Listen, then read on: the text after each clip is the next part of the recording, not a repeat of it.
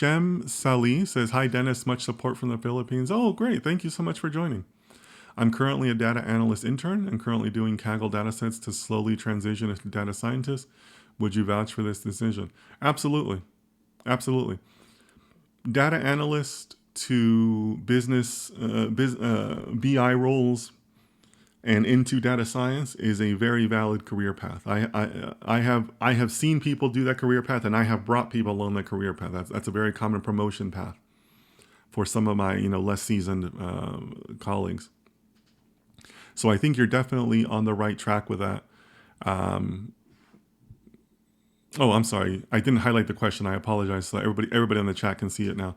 But yeah, I think that's a very valid path. Keep going with what you're doing. Keep applying yourself the best you can. But yeah, good luck to you, Shem. I think you're on the right track there.